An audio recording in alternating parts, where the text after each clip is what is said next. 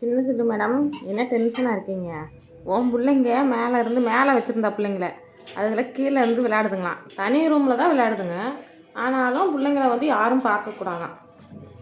ராஜா பகதூர் மாதிரி மேடம் உட்காந்துருக்கீங்களே, என்ன கடுப்பில் உட்காந்துருக்கிறீங்க? உங்களை மேலே இருந்து கீழே இறக்கி விட்டேனா? அப்புறம் மேலேருந்து ஓயாமல் உன் பிள்ளைங்க கீழே விழுந்துக்கிட்டே இருக்கு, எழுப்பி விட்டுக்கிட்டே இருக்கிற.